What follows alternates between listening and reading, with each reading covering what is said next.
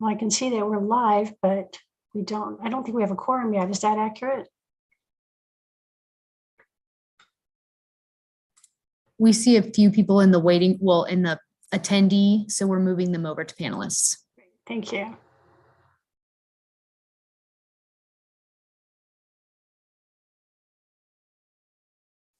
Hey, Jenny Lynn, Hi. welcome. Thanks. And Andrew, welcome. Unmute, thank you. Hello, everybody. Oh, hey, Elias, how are you? Good to see you too. I see you too. Doing good. So 1, 2. Mhm.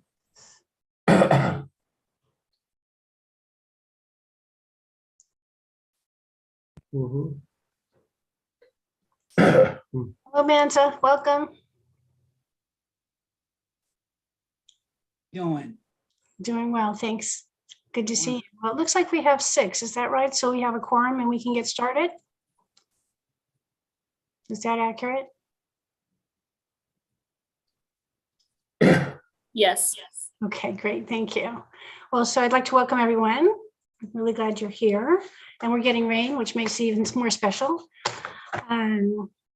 Let's see, I guess the first thing we need to do is call the meeting to order. It's 4:02 in the evening, and I'd like to call the meeting to order, and then I'll ask the recording secretary to please do roll call.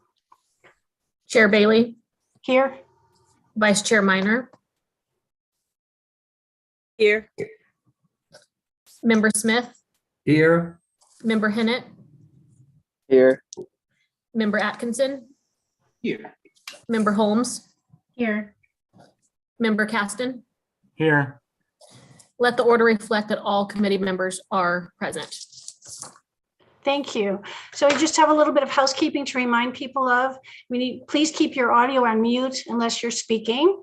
The staff will remain muted until needed to speak also. And as members of the public join the meeting, they will be participating as an attendee. And your microphones and camera will be muted. Only today's panelists will be viewed during the meeting. If you're calling in from a telephone and choose to speak during the public comments portion of today's agenda, for privacy concerns, the host will be renaming your viewable phone number to resident and the last 4 digits of your phone number. And now I'd like to ask the recording secretary to explain how public comments will be heard today. At each agenda item, the item is presented. The chair will ask for committee members' comments and then open it up for public comment. The host in Zoom will be lowering all hands until public comment is open for the agenda item.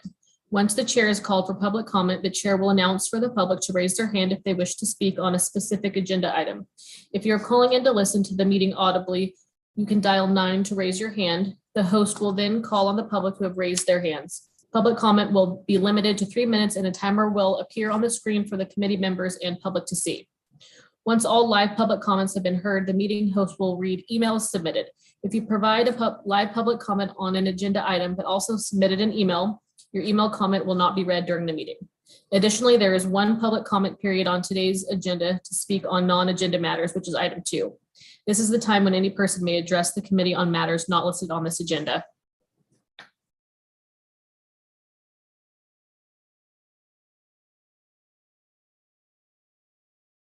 Ellen, we can't hear you. You're muted. I apologize for that. We're now taking public comments on item 2, non-agenda matters. This is the time when any person may address the committee on matters not listed on this agenda.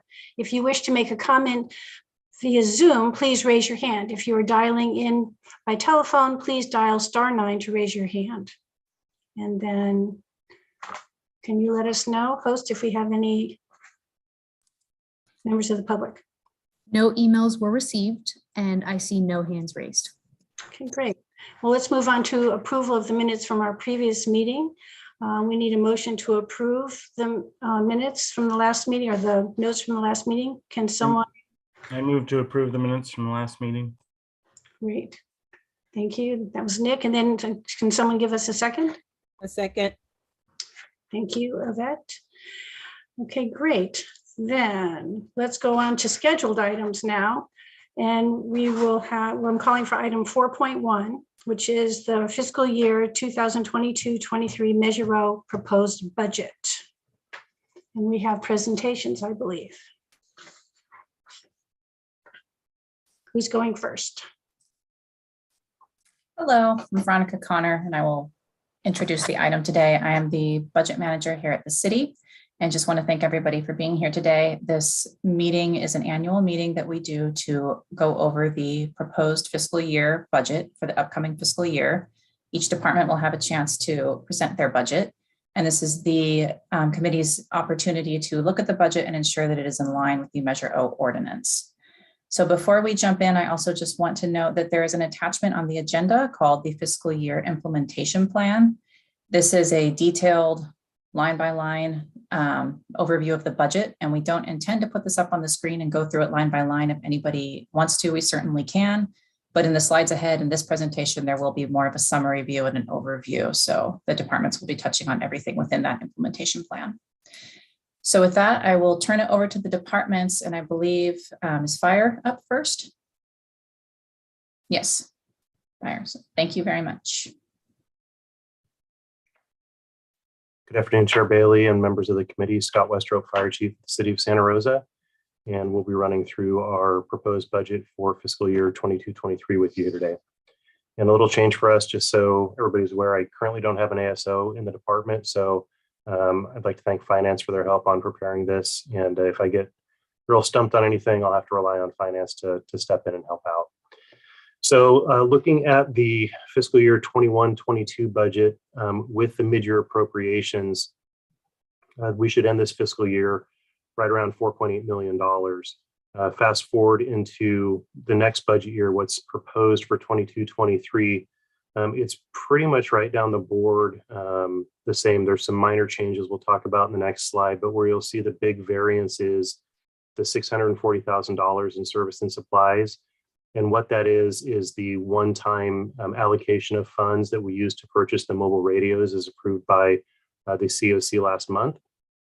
And so we're obviously, it's a one-time purchase, so we're not going to budget for it again next year. So it was added into the mid-year appropriations, and then it was taken out of the proposed budget in 22-23.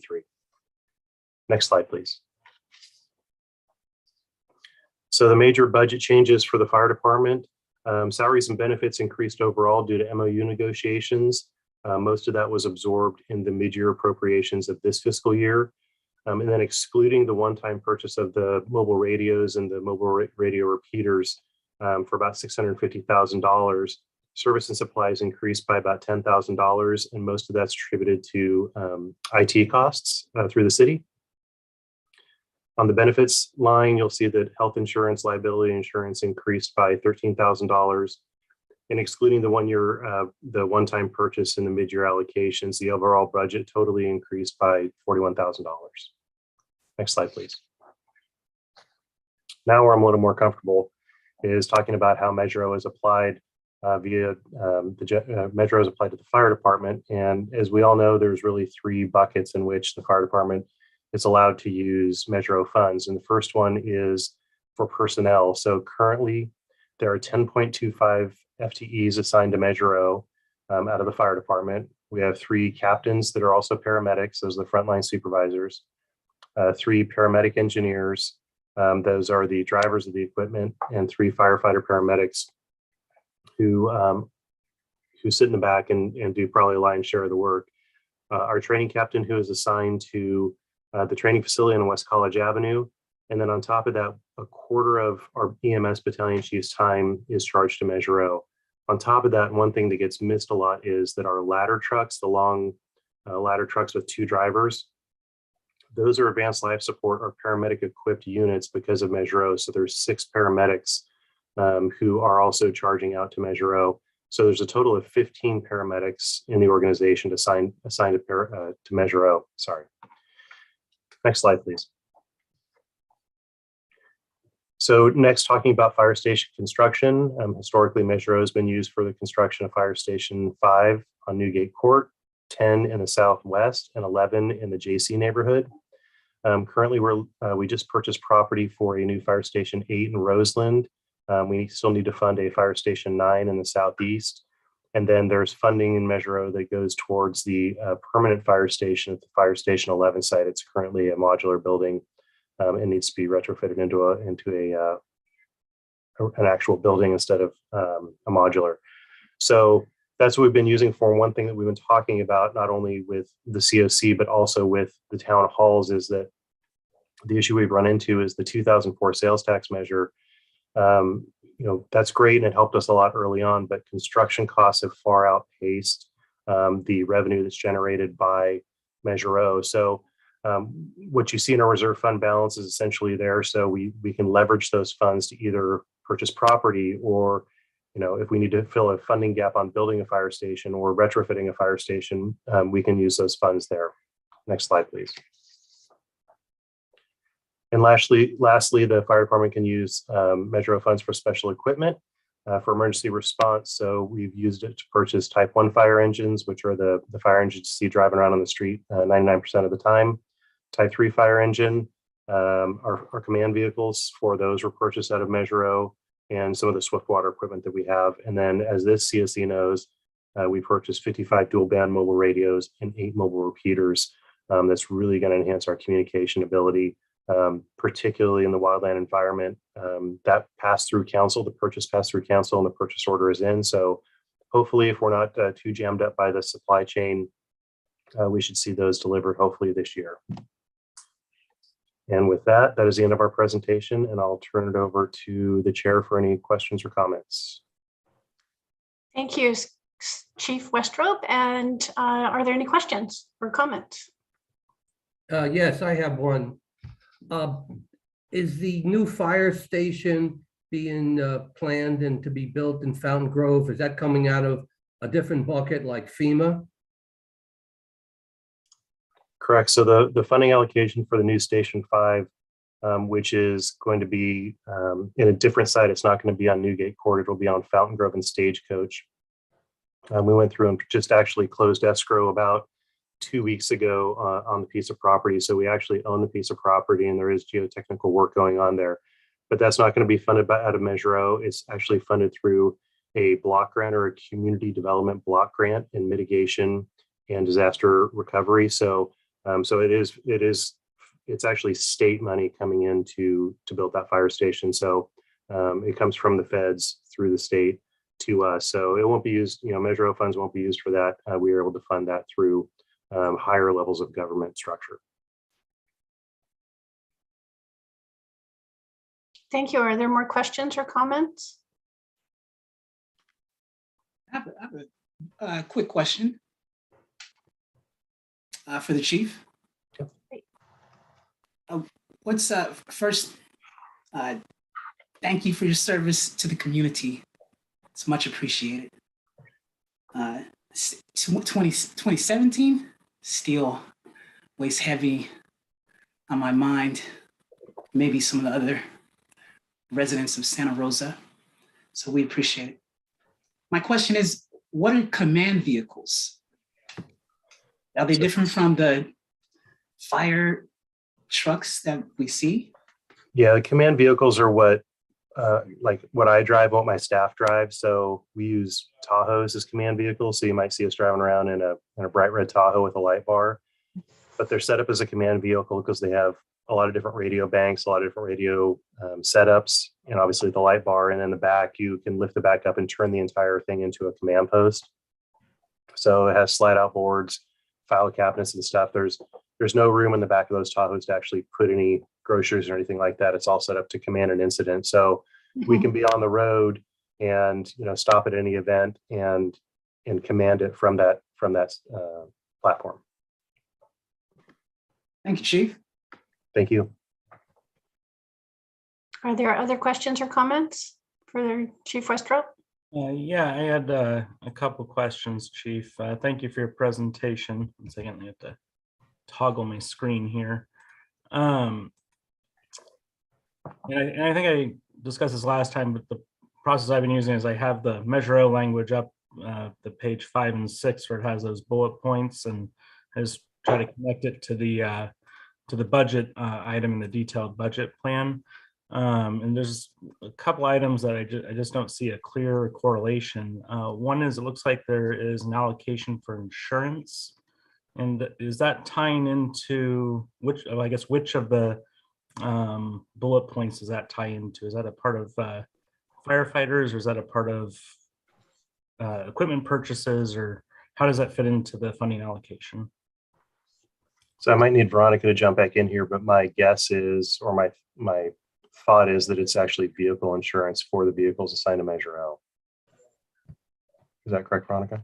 So actually that insurance is a small portion of the citywide liability insurance that we give a portion off to the Measure O funds. And so yes, part of it is for autos. Okay, and so when I'm reading let's see here, construction relocation of the fire stations I guess I'm just trying to see the direct tie-ins. I don't see ongoing expenses for automobiles within the fire section of Measure O. If you can just point me to A, B, C, or D, that would probably solve my question. So if we could go back to the slide that shows the financial table. All of the ongoing vehicle expenses within Measure O are in that services and supplies line. So that's all rolled up. It includes other things such as professional services and computers and phones and vehicle expenses. It's just one total. So you'd be considering a part of purchase of specialized equipment for fire department, so 2D under the ballot measure? I'm sorry, what was the question? Well, so I'm looking at the language in Measure O, pages 5 and 6 of the ordinance, and what is it? Section 3-26.120 permissible uses. Item A2 shows the fire ones, and then there's 4 subpoints to it.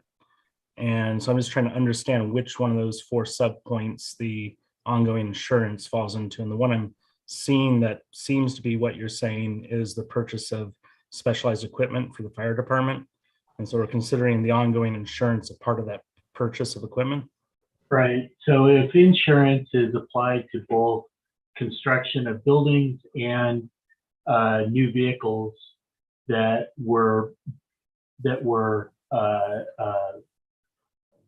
where Measure O funds were used to acquire them, all the ancillary costs that go along with that goes with it. So yes, you're right.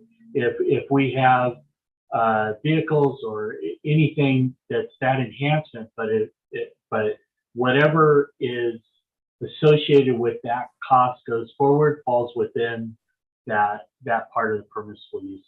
Okay. So and just for my peace of mind, so there's an accounting measure that over the last 18 years has tracked the equipment that we've purchased, and we're making sure that the insurance amount assigned to the department ties specifically back to that equipment. We have that kind of nexus there.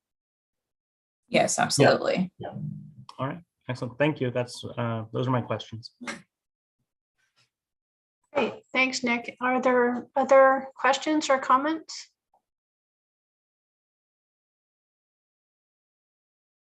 Okay, I think we're done. Thank you, Chief and Alan and everyone who helped answer those questions. And now we'll move to the police department. Good afternoon. I'm Pam Lawrence, ASO for the police department. I'm here with Captain Cregan. I'll present the budget slide and then I'll hand it off to Captain Cregan. Thank you. So this slide shows a summary, just like the fire departments, of where our budget is and what our proposed budget is. This year we are asking for 4.2 million. The majority of that is used in salaries and benefits. You can see that reduced a little bit this year. That was due to retirements and rehiring of newer employees who cost a little bit less. See an increase in services and supplies of about 180,000. That is used for equipment for our downtown enforcement team, the downtown enforcement office lease, as well as maintenance and fuel for 3 patrol vehicles and 3 motorcycles. We actually increased it by about 155,000 to install cameras in our vehicles, and Captain Cregan will go into more details about that on the next slide. The last line is the administration line, which increased by about 9,000. That's the general fund administration cost. Next slide, please. Captain Cregan.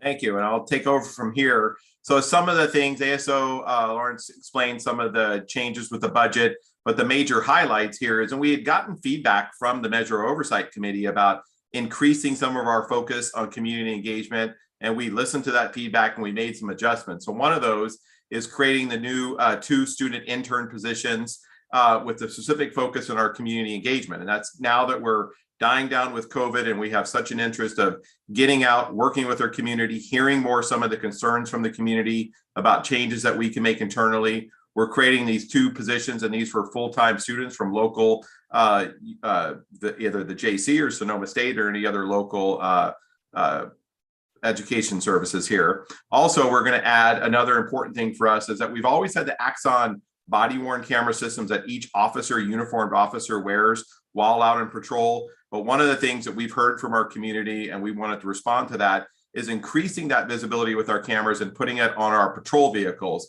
So we're working with Axon to be able to put different camera lenses on our patrol vehicles that have a forward-facing camera, a side-facing camera, and a camera on our rear passenger area where anyone's being transported in a vehicle. And that's important for us, not only for the accountability of the staff, but also for the full transparency to our community. Because sometimes the body-worn cameras can be limiting with their point of view, especially when people are tussling on the ground or maybe they're very close to the individual. So we wanted that broader perspective of the whole incident that could be captured on these vehicle cameras, and also making sure that anyone's transported in those vehicles, that we have that video to make sure that they're treated professionally, and that that we have a full documentation of that entire contact, and being able to, when allowed by law, to be able to use those camera footage to be for full transparency with our community.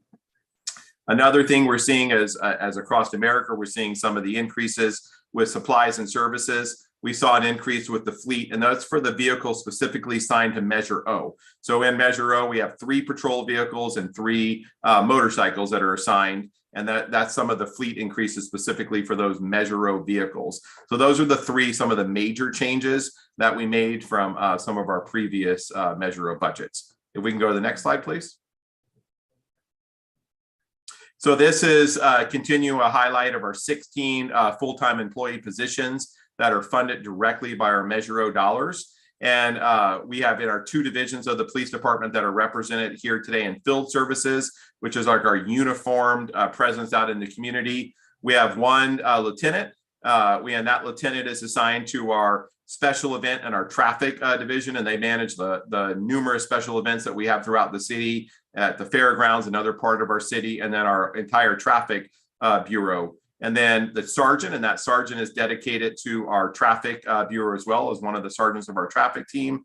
9 sworn police officers, and those are spread out there. We have 2 currently in a downtown enforcement team, which focuses not only in the vibrancy of our downtown core, but also in some of the homeless issues citywide. And then also we have 2 dedicated to our traffic team that are motorcycle officers that are enforcing some of the increasing traffic complexities that we have in the city, and also assisting with some of the sideshow efforts that have really been a struggle over the last few months. We have 2 field and evidence technicians, and these play such an important role of processing every crime scene that we have, especially violent crime scenes or ones that are complex, of coming out. And then when they're not processing crime scenes, they're responding to auto burglaries and other crimes that are occurring here in the city of Santa Rosa, and putting their expertise. We have field evidence technicians that are dedicated to a crime lab that we have here at the Santa Rosa Police Department.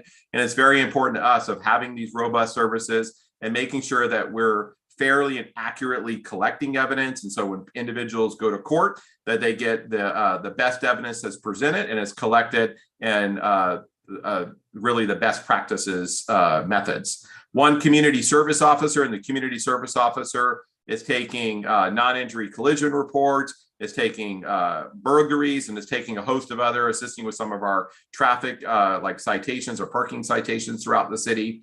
And then our technical services bureau, which is another where we saw over 200,000 calls come into our 911 dispatch center last year. We have a supervisor who's assigned there to help manage the staff in there. And then we have one police technician, and that's in our records bureau, which process thousands of reports that come out each year. And we've had some additional things of processing warrants and other things, but that's an important part about having our records division fully staffed. So when individuals from our community come in looking for an accident report or any report they've been a victim of, that they're able to get those reports in a timely manner and get the services that they demand. If we can go to the next slide, please. So this is an important one for us about what highlighting. We talked about what some of the specific measures are done, but what Measure O from the very beginning was focused on enhancing some of the police services. So this is some of the things that we're enhancing and we're using these 16 positions for. Some of it is for enhancing our patrol services. And we've seen a busy year. Last year, we saw 6 homicides in the city of Santa Rosa. This year, already in the first quarter of the year, we've seen 3 homicides. And those homicides mean something to us. It's not just numbers on a page. And I was talking to some community members about that this week, that we saw a 32-year-old young man, Brian Perez Lara, who was killed and started off early in the year in January this year in Sebastopol Road at the La Fondita Chaco truck. And then we saw just in March of this year at the Dirty Bird, a bar on Mendocino Avenue, Zamanik Zumtig, and he was another just 24-year-old young man who lost his life here in Santa Rosa.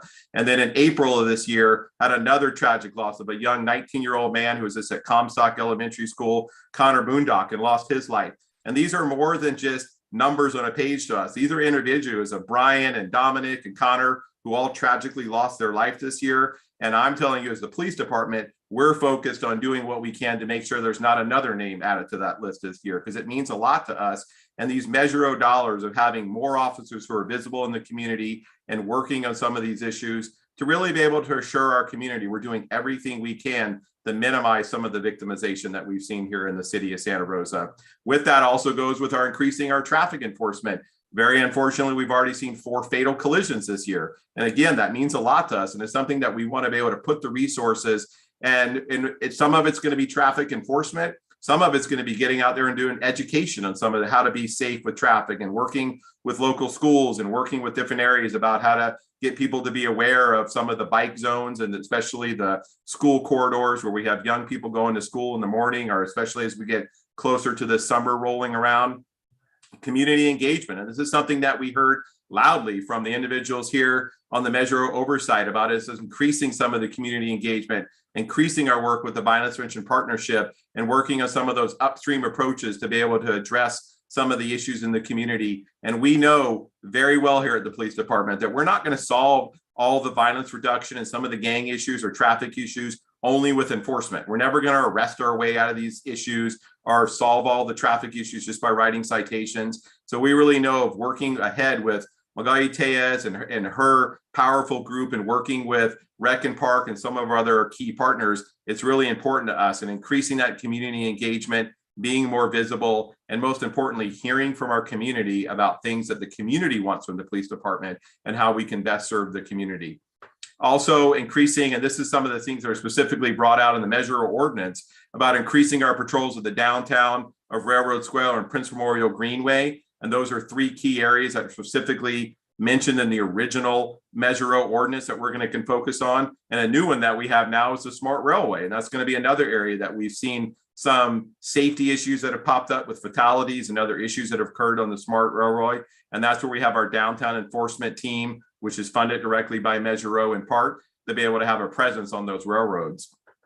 Also, improving our response time to local emergencies. We saw, unfortunately, last year, our response time to priority 1 calls creep over 7 minutes, so 7 minutes and 3 seconds. And I was talking to some community members. 7 minutes and 3 seconds is a long time when you call 911 and you're waiting for someone to show up and provide that support. And we're committed to be able to use our Measure O dollars and use our organizational emphasis as we look at our resource allocation of our staff, to be able to bring that number down to our goal of being a 6-minute response. And hopefully we can go even shorter than that, but we're going to work, and that's one of our priorities the year, to start seeing a decrease in that response to priority 1 calls.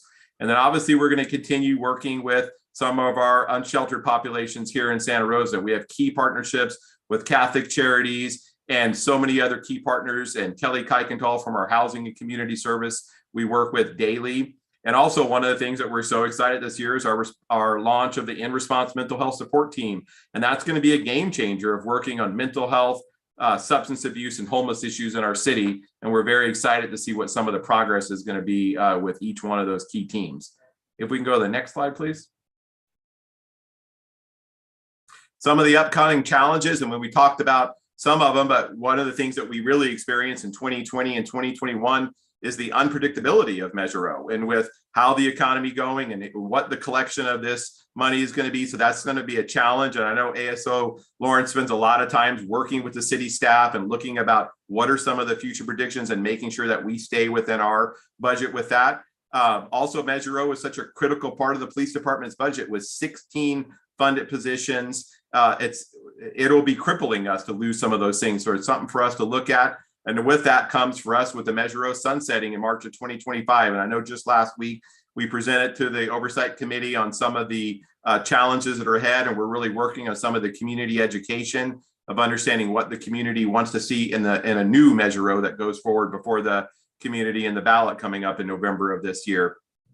For us, it's going to be important to know that we need these Measure O to be able to understand some of the staffing needs and keep the level of service that our community demands and wants to see as we work towards some of the violence reduction, the traffic safety, and really working that we're more visible out in the community with some of the needs that we have there with community engagement. Our next slide, please.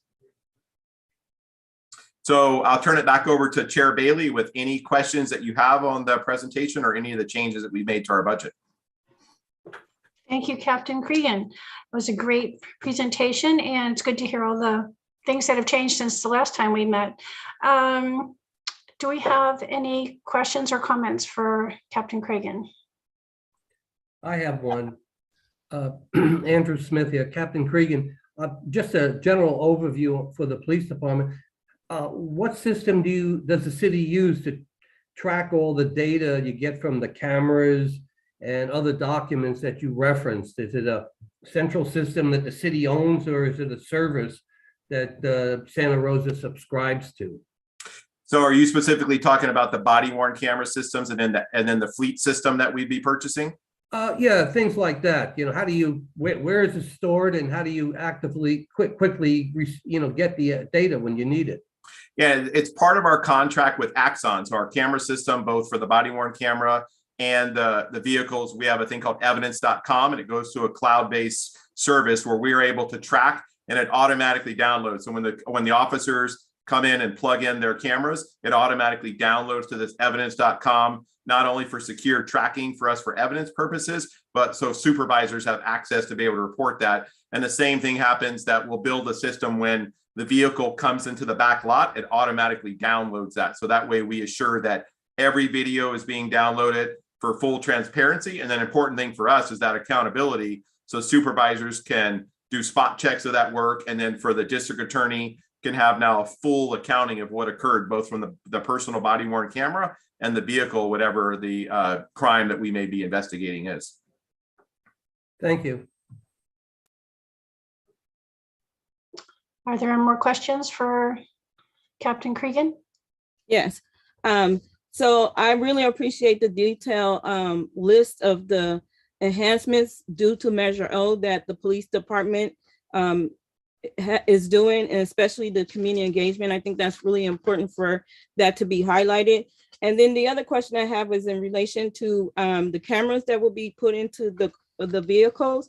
I wanted to find out, is there any additional maintenance cost that might increase the cost of it, or is that assumed in some other budget, or is that going to be coming out of the Measure O?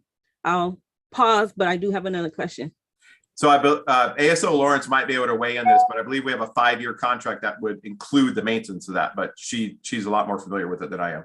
That's correct. We'll be taking it to council next fiscal year, a new contract that will include maintenance for 5 years. And then after that, it would be an additional contract, probably at about the same amount, depending on if we need to replace cameras at that time. So will that be coming through Measure O or going through a different budget, or you just don't know yet? In 5 years from now? Or never mind. I'm sorry, the initial contract, yeah, it will be paid out of Measure O. Yeah, okay. So the $155,000, to be clear, includes maintenance. It includes even if cameras have to get replaced, that's part of the 5-year contract that we would have that. So if a camera were to go down after 6 months, then they would have to replace it because we're in a contract with them and say if it breaks or anything like that. So that would be the total cost is $155,000. Okay. And then the next question was in regards to we're all feeling the pinch with the rise in gas prices. And so is there anything that the department is looking in regards to maybe going with more environmental friendly vehicles that could help hopefully reduce the cost? And would that be something, I feel like it could come out of Measure O. And so that's my next question. Yeah, and that's a very valid question. And we're having some citywide discussions about that, about as we look toward the future. And that's something actually Chief Navarro and I went to a presentation about 2 months ago with Fremont PD that was doing some electric vehicles. So we're looking at some of the agencies, and we'll continue to have kind of a global citywide discussion because it is a large initial investment with some of the charging stations. And that's something that I know our city definitely has a desire to move toward as we build up that capacity. I think another thing to point out, Captain, is that we do have a lot of hybrid patrol vehicles, and we are moving towards replacing all of our current vehicles to a hybrid at least, if we don't go fully electric. Yeah, that's a great point. So the majority of our fleet, I know we had just done a recent purchase that went to council several months ago, and they were all hybrid patrol vehicles. So that's a great point. At least it's a step forward. It's not. I know it's not there all the way. Okay, and then my last question is in regards to in response. I know they have mental health, it's for mental health, but is there any new programming that could possibly come out of Measure O to assist in the in response team and what they're doing? Well, right now we have funding set for through ARPA funds that we have. So we have just over $3.9 million that City Council dedicated. Congressman Thompson's office has been a fierce ally of this team and worked to get just over, it was $1,052,000 that's dedicated. And we're working with some of our local hospitals as well toward. So we have just over 2 years of funding for the full 24/7 in response team. But we'll certainly be working with city manager and city council and our CFO looking once we use those funds about where the best bucket of that money, whether it be general fund or would be built into the future Measure O. That'll be certainly a community and city leader discussion. But I'm excited to say that we have a pretty good pot of money dedicated because it's such a priority to our city to make sure that team is maintained and we get to the full 24/7 response as quickly as staffing and equipment allows. Yeah, I think it's really important because that is a type of diversion that can help with mental health and other issues. And I think that's what Measure O is about. So really, hopefully you guys can really delve into that. Absolutely. Thank you, Yvette. Are there other comments or questions from the committee? Yes, I do. I have a question for Captain Cregan. Thanks for your time, commitment, service. I have 2 questions. You mentioned a priority 1 call. I'm curious as to what is a priority 1 call and how you designate these. How do you designate the priorities?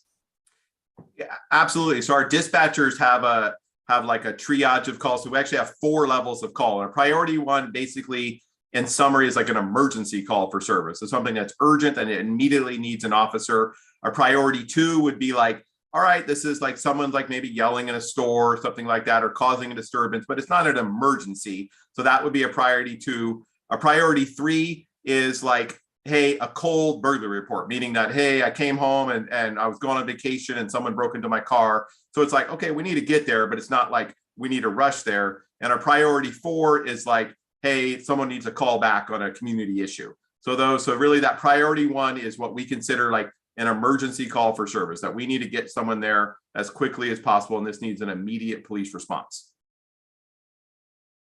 And that's the one that we talked about is 7 minutes and 3 seconds is our average time for those. And we want to do better than that. And we're committed this year to making some changes, but also being really transparent. Measure O plays a key part in that for us about those additional resources that we receive. And this starts becoming a busy time of year as we get into fire season and it's become almost a yearly thing, unfortunately, about with evacuations and the PG&E public safety power shutoffs. So that's another thing that kind of affects some of those calls for service. Thank you. My last question, in reference to the vehicles that Vice Chair Minor mentioned. You mentioned that you looked into recently, maybe, I don't know if it was the presentation, but the cost of what would be the cost difference between an all-electric vehicle, hybrid? What, just curious, what are the cost differences? So I heard a presentation, it was by the chief from Fremont PD. And they talked about the initial, I don't have the exact numbers in front of me, but we could follow up with you. But the initial costs are higher for sure for the electric vehicle, especially the charging stations. But they did like a 10-year span, and we're keeping patrol cars usually between 5 to 7 years as their lifespan. And over the span of the vehicles is where you really start to see the cost. Obviously, fuel is the biggest drop in cost, but even some of the maintenance issues that you're seeing go down of not having the engine, things like that. So the long-term benefits cost-wise could be beneficial. And then obviously you can be very clear and just environmental impacts are very positive. So it's something that I know the city we're going to continue to examine. And it's something that becomes, as you see some of the costs drop for the charging stations, for the vehicles, then I think that we'll be leaning even more toward, but I don't have those exact costs in front of me today, but it's something that we could maybe, if the Oversight Committee would like more information on, we could do some research and present to you on. Sounds great. Thank you. Of course. Thank you, Captain. Oh, I had a question. Great. I was just going to ask you, Elias, if you had one. Oh, yeah. Yeah, thank you for the great presentation, y'all. Love to see that youth intern, student intern thing. That's a great idea. And I think something I would add is I was a little just worried. I know we've talked about this in the past, but just like in regards to my interpretation, because I know there are clear words in the ordinance, but sometimes if you get really nitpicky, such a thing this like about insurance, stuff like that, it can become very nitpicky, but obviously can be up to interpretation, and just for me personally, and I think for the community, I'm representing in the district, I think obviously with the violence that you did bring up, as you said, like a lot of it obviously were very violent in nature, and did involve, I guess it did seem like some of them were like gang involved per se, whatever. But when I read the ordinance, the gang prevention and intervention, really weighs heavy for me, and I do like, I'm sorry, I know we just got cut off. But I was gonna say it weighs heavy on me for the prevention and intervention. And I think I seen the sheriff's department has like a youth academy type of thing. I don't know, y'all probably seen it or something, but I just want to recommend, I think if some of the officers, sorry, I know I broke up, but if some of the officers that are being like funded by Measure O maybe knew, if they were, being funded by ordinance that, had this belief about intervention and prevention, maybe maybe some more things could be included in their like job description, because I want to be honest with you, when I see this, it like just providing like their salary and nothing in there has any relation to like gang prevention intervention, it does kind of have me feeling like, I don't know if it's following the ordinance. It may be following the ordinance like word by word, like traffic enforcement technically, but I think in the spirit of it, I do, some concerns are raised for me, but I just wanted to just throw that out there. But thank you for the presentation though, for sure. Absolutely. I appreciate that. And we want to continue to focus with those student interns. And I really want to stress that like our traffic enforcement is not just about enforcement. Our motor officers are doing a lot of education pieces, and the same with our downtown enforcement officers that we're doing. And then we're in the middle of a community police experience, we call it. And that's like, it's an 8-week academy for community members to come learn about the police department. So I believe they're in week 4 of that. And in July of this year, we have our youth academy that's going forward. So I believe it's July 17th, and it's a one program, but they meet 5 days a week. And then we have in September, we have a Spanish speaking community police experience that's going to start. So those are all ones, and you can follow on our local social media. We talk, but that's really important to us. And we've done it over the years, and it kind of got derailed with COVID, but now we're excitedly coming back. So there's 15 members in the current community police experience. And then I was actually just talking to our staff about it today about could we do another round of that in the early fall? So we just have to navigate wildfires and things like that. But if not, we'll do it early of next year, do another community police experience, because it's such an important part for us to educate the community on some of the things that we're doing here, but then also hear back from the community about some of the things that we can be doing better. But spread the word about we're about to sending out applications for the July Youth Academy. So if you have contacts at the schools and anyone, we'd love to make that a really full class and really get an engaging time with our youth.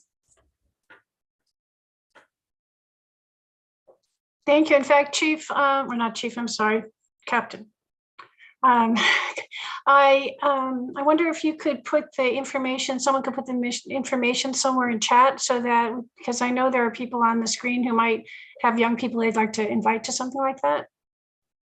Yes, absolutely. I'll see if I can get it in chat. And if not, I will get it to you to send out to the group like that. But I believe it's July 17th is the Youth Academy. And then I know it's in September is the Spanish speaking community police experience. That would be great. If you could send me the information, I'm glad to get it out to everyone.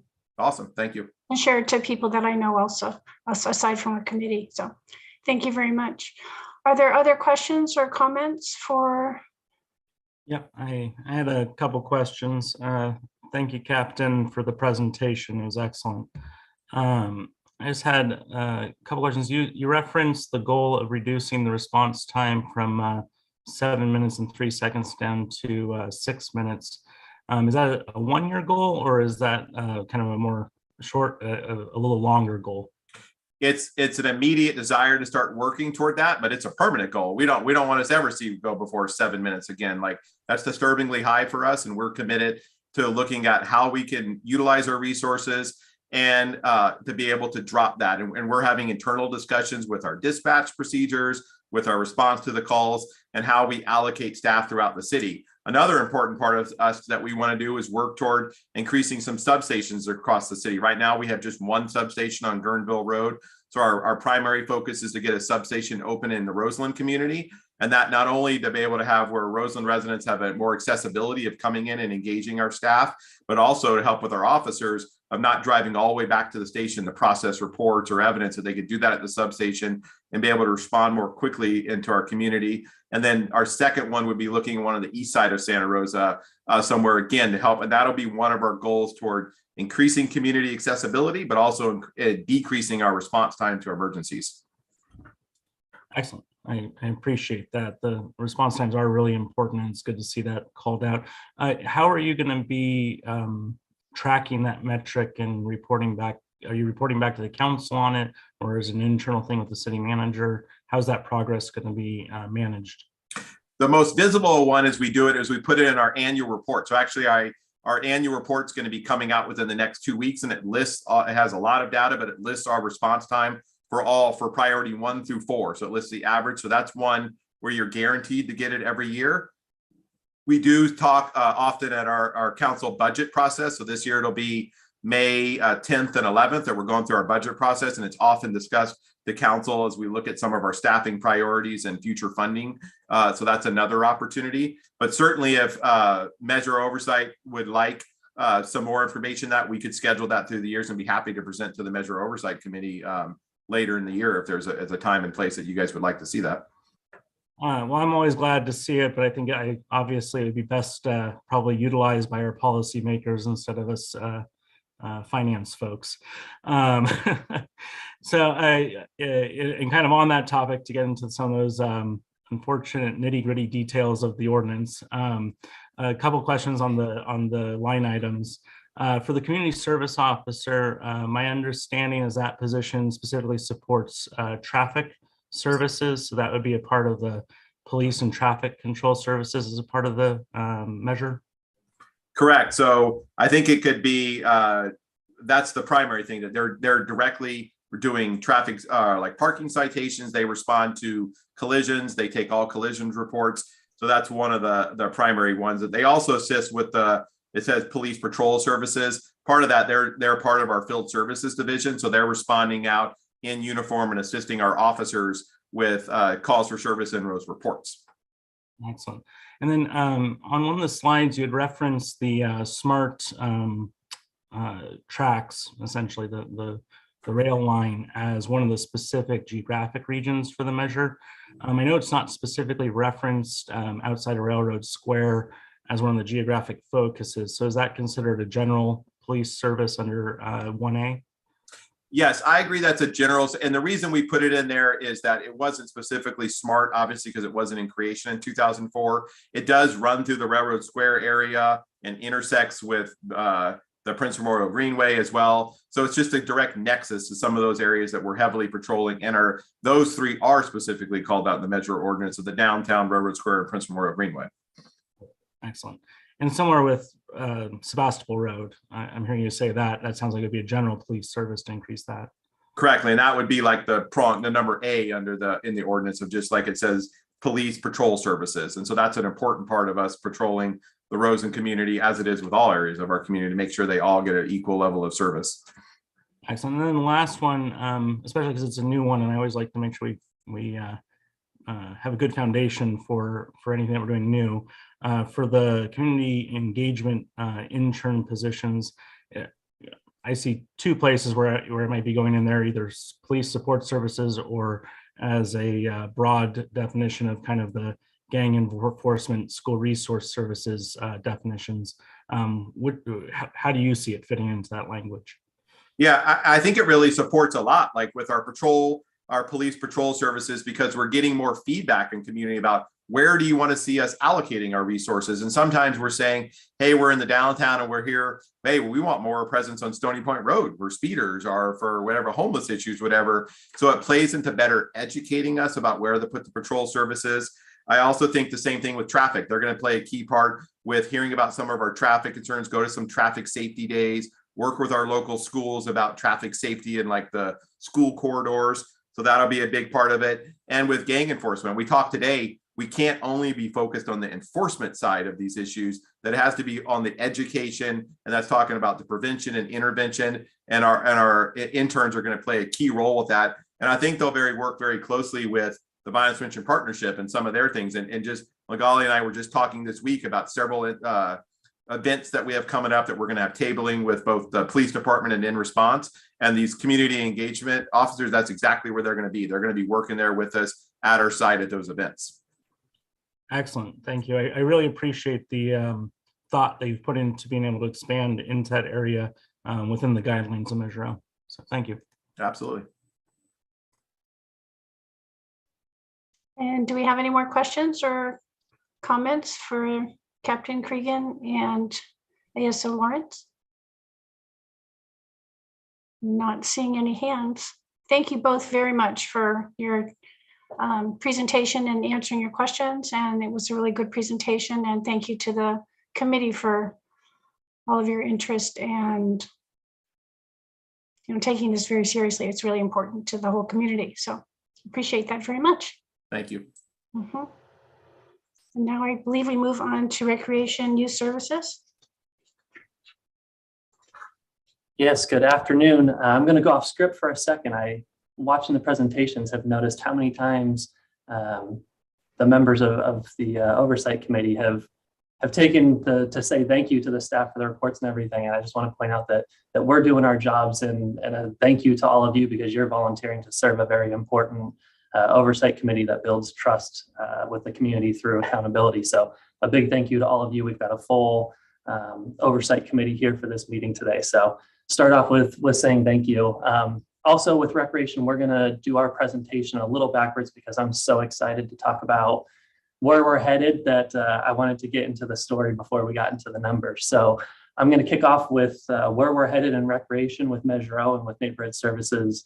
It has been an honor to do presentations to you in the past, and looking at the hard work and the creativity and the passion of all of the staff that I get to represent, but it's so exciting to not be talking about the past and not be talking about COVID, but be looking forward to 22, 23 and where we think that we are realistically headed. So I am very excited with this presentation. With that said, in last month, we had our first program during spring break. Actually, can we stick with the other slide for a minute, please? Last month, we had the opportunity through spring break to have our program back at a school site. And that was the first time we had done that since 2019. And while it seems like a minor thing, it's a huge impact. Again, staff have been creative in finding ways to offer programs, but the difference is usually we're serving anywhere from 25 to 40% of the youth when we come up with creative ways to offer a program at Church of One Tree or in one of the rooms at our community centers, as opposed to the space and the resources we have available when we're partnering with the school. So getting back onto campus was huge. You'll see the picture on the far left there, kids enjoying Safari Day. That is one of our Recreation Sensation programs, which is our summer program. And we've got contracts in place and we're taking registration to have 4 programs this summer, again, all at schools, which means we can serve 120 kids per site, 480 kids over the summer, which again, that's just a huge, huge step forward from us from some of the other programs where maybe we were serving 40, 50, 60 kids. It's really, really big and important to us. So we're really excited to get that back up and on the ground and running at full capacity. In the middle there on the top, you see a photo that's a community gathering, the Spring Fest. And I believe that one is 2019 Spring Fest. That was one of the first events that got canceled in 2020 due to COVID. So the idea of looking forward at next year and starting to bring back some of those, I struggle with what to call them. Yes, they're community events, but when we're with the work that we're doing, they're family engagement community events is the term I've been able to come up with, but it's right. They're intended to get families to come and do these things together. A lot of our programs are focused, right? Summer camps that's focused on getting the kids somewhere safe, but it's important to create memories and build those opportunities for families to do something fun together as well when they do have time to spend time together and not just when we're, providing childcare and those types of services. So we've had in the past, we've had Valentine's Day dances and Halloween events and Spring Fest. So looking forward to being able to run those events and start bringing those opportunities back together for families to have fun. The bottom center there, you see, the pool, having that as, a resource of, as we bring back our summer programs and these things, taking those field trips, going to the pool and giving the kids those experiences. So again, something that we're excited, that's another step back to getting our programs back to full force.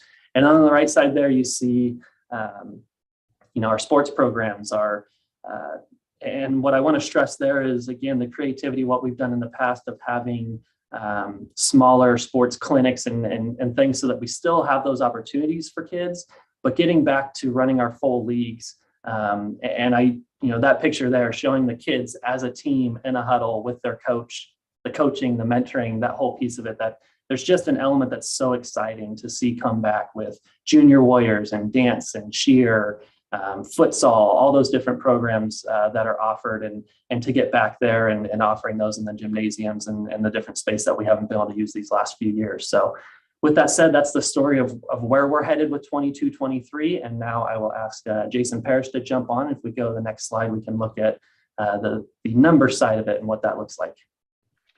Thank you so much, Jeff. Chair Bailey and members of the committee, I'm Jason Parrish, the Administrative Services Officer for Recreation and Community Engagement. And so what you are going to see for the Recreation Youth Services is immediately with recreation is going to be a balancing. It looks like there's a $56,000 reduction, but what's happened is Jeff was able to come to a strategic agreement with Burbank Housing that allows us to provide some of the after-school programs that we have been in the most impacted neighborhoods, utilizing Burbank Housing funding that they were able to obtain for those activities. What that does is ensure that the youth services section itself remains balanced, where before a year or two ago, we are looking at potentially having to make reductions in programs heading into the final couple of years of the Measure O because of inflation and growth in labor costs. And that's not going to be the case now. So what you do see is a balanced budget overall. It's just that we've taken some of the temporary hours and we've moved them over to the Change for Kids. All the services are there and they're actually better, more stable now. And if you could forward the slide. So what you do see on the recreation slide is a supervisor with 2 recreation coordinators and 1.5 recreation specialists. So that's the regular staff, along with another 1.5 recreation specialists in the general fund program that's not being presented tonight. And so Measure O also goes on to support over 8 full-time equivalent seasonal temporary employees. And that equates to probably about 150 people working, youth generally, working with the programs and out in the neighborhoods and providing the direct services that Jeff was mentioning earlier. And what they do provide for recreation, as you can see below, Measure O helps with after school sites, recreation sensation summer programs, sports and aquatic, break camps, family nights, and field trips. What this shows is the full range of services that the recreation division provides is being packaged and provided to these kids to make sure that they participate as part of the overall community. And if you would like to forward. So, and again, the major budget changes right now are this new agreement we have with Burbank Housing, which looks at long-term growth in overall recreation programming, even though it may not be directly in Measure O. But especially what Jeff and all the staff I've seen them doing is really focusing on following up from COVID, because so much, especially with the Measure O and neighborhood services, have been impacted with the kids. They did the school with rec. And so now there's opportunities that they're chasing. And if you want to forward one more time, and I will hand it over to the Deputy Director of Community Engagement, Magali Tellis. If I could just jump in, sorry, with one thing that Jason touched on and I forgot to add in my piece, and just to kind of stress that there are these other funding sources. So that contract with Burbank Housing, some of the America Recovery Act money, Change for Kids, some other resources that through COVID, we moved a lot of our Measure O resources to do different things. A lot of it having to do with after school programming, some, the program areas we could run.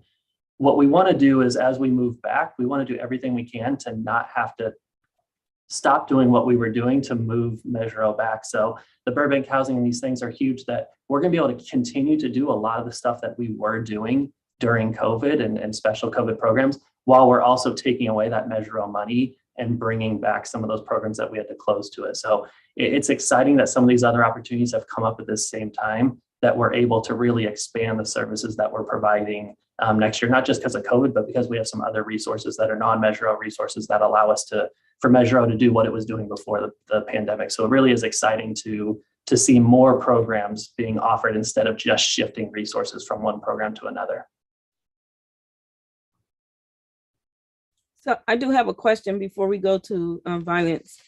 So I want to make sure I'm clear. So some of the monies that was coming out of Measure O to pay for the services, the bill is being picked up by Burbank. So is that correct? So we have a contract with Burbank Housing. We still have some like permanent positions and different stuff that'll be providing, and it's different depending on some of the sites, but so Oversight with some of the permanent staff and stuff is Measure O positions, but some of the costs of the staff that are at the site, the temporary employees at the site working with the kids and supplies and some of that stuff, we're able to cover through the contract with Burbank Housing, which means we're able to take some of that Measure O money that might have been funding some of that in past years and put that back to bringing back, Junior Warriors basketball instead of closing some of those programs and bringing back, some of those other programs. So there are other funding sources. The America ARPA funds, the America Recoveries money is another one where we're in communication right now to continue something that we piloted to run an after-school program at Steel Lane Community Center with Santa Rosa City Schools, and with that in 2 years of funding, looking at being able to extend that. But again, it's not using Measure O money that we weren't able to run some of those other programs. Now it's shifting to a 2-year program with ARPA funds. And so that program can continue while that Measure O money goes back to doing programs that it was funding prior to the COVID shutdown stuff. Okay, I got it. I thought, because I was gonna ask, are you gonna create new programming? But because of the shift, you're just gonna be able to go back to what you was offering before the before COVID. Right. So yeah, without that ARPA money, the Steel Lane program goes away if we bring back junior wars, because we need that Measure O money to bring back. So then we're stuck with what new programs that we started do we want to keep and which old ones do we want to bring back? But fortunately, we've been able to identify some other funding sources where we'll be doing some of that shift of Measure O while still having other sources to maintain some of the programming. So it's. Does anyone else have questions for Deputy Director Tibbetts regarding or for ASO Parish at this time? Yeah, I have one question, and I really appreciate all these programs. I see them every summer, especially in all areas of the city, and they're just very important for everyone. Just quickly, I know that the Measure O language says youth and parent programs. Are there currently active parent education and engagement programs as a part of your operations?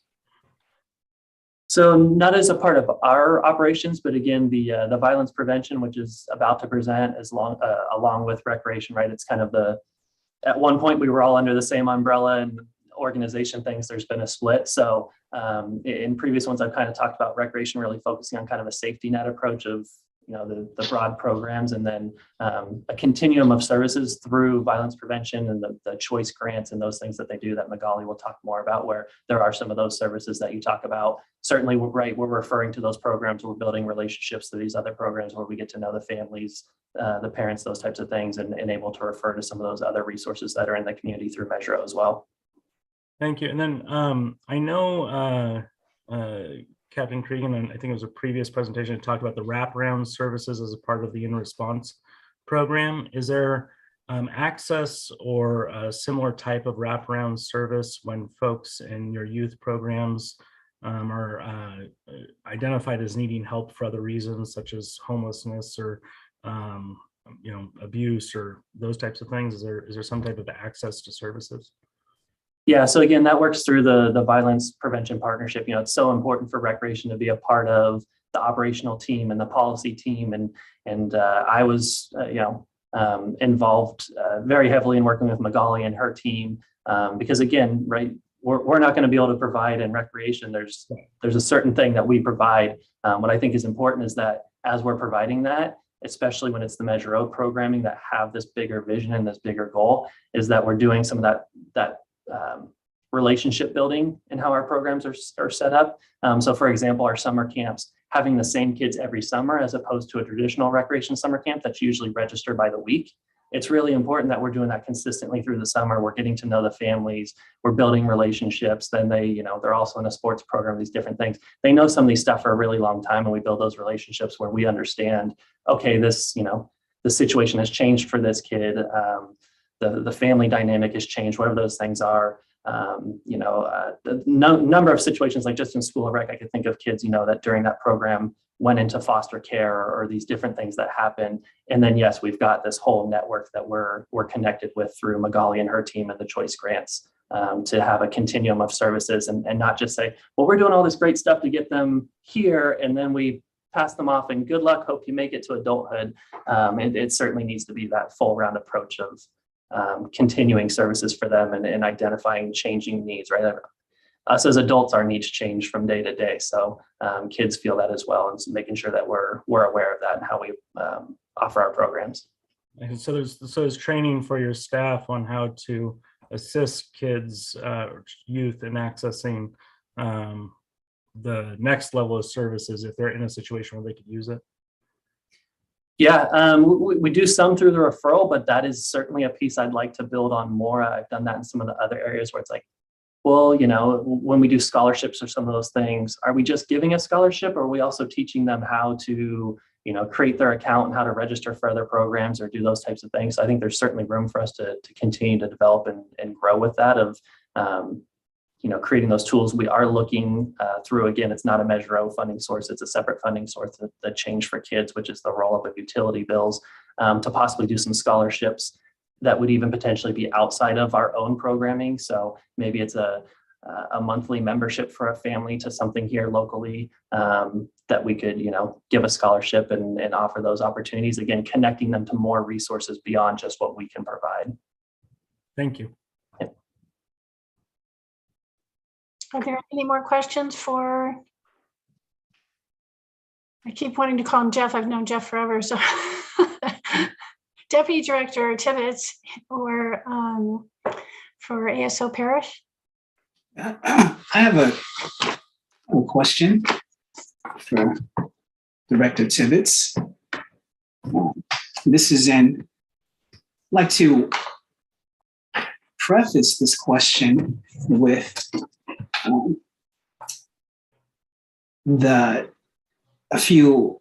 some numbers. I teach a race and sexism class at Sonoma State in STEM, science, technology, engineering, and mathematics. And we're constantly looking at the data from different areas of the United States on the data related to different groups, such as Latinx population, such as the Native American population, and their presence in these STEM fields. Now, what the numbers show is that there are significantly lower numbers of Latinx and other ethnic groups relative to our Euro-American counterparts. There are lower numbers, but there are higher rates of them exiting the pathway to getting a STEM degree. And this is important because these folks having access to these STEM science degrees and science allows you to go on to be a nurse, dentist, nutritionist, doctors, all the things that service, all these things all these positions are critical, provide critical healthcare needs to the community. And the numbers also show that once these folks go out and become physicians, they're more likely to come back to the communities that they came from, rather than someone else coming into their community. And lots of times these people they share same values, the same language. So, but what the numbers also show is that when these students are exposed to the sciences at early ages, they're more likely to go on into these fields and less likely to dissipate or fall out of the pipeline to become educated in the STEM field. So are there any science-related programs that you consider? I mean, the athletics are great. I love them. Teaches team sports and helps them keep up with their physical health. But what are you doing to promote science? And is that on the radar for you? Yeah, thank you for bringing that up. It's absolutely on the radar. We have taken some steps that I think are important steps, and I hope that that's going to lead to us doing more of it. So some of the steps we've taken is while we're not running a designated program through our after school programs, and I'm kicking myself right now because before the last two times I came before you, I talked with staff to make sure I had my notes in front of me. And this is the one I didn't talk to them about the STEM, but I know this year we've started a contract and I don't have who that's with and everything in front of me. But we have somebody we've partnered with that's coming in and providing some STEM programming at our after school programs at Burbank Housing. And again, it's not Measure O funded, but I talked about looking at possibly trying to establish another scholarship fund through recreation that would be tied into the Measure O, neighborhood services and those programming, and looking at some of the traditional recreation programs that we have that have a higher cost to them that are STEM based, some of the engineering and science camps and stuff during the summer. that's another thing we're looking at, that is not the external connecting them to other, but internal that we're offering. Can we scholarship some kids so we find some kids who really, you know, through the after school program really connect to that STEM programming? Well, now can we look at getting that family engaged and getting them in one of these summer camps? So we're just kind of on the fringe of starting to take some of those steps. And something else I'll point out where, again, it gives me the optimism that we're on the right path. I think we've got some catch up to, you know, be honest, we've got some catch up to do with it. But again, we're working on the budget for the Steel Lane after school program that again is through the ARPA funds and separate funding. But it's part of our budget right now. There's a line item for how much are we going to spend to bring in STEM stuff. That's not, you know, we haven't identified that specifically in the past. It's just been some extracurricular stuff.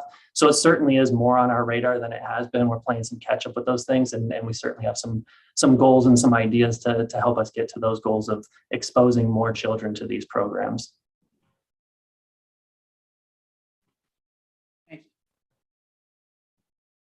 Great questions. Are there any more comments or questions for Deputy Director Tibbetts or Jason or ASO Jason Parrish? We don't need fancy titles. I know. I'm trying to give you your due here.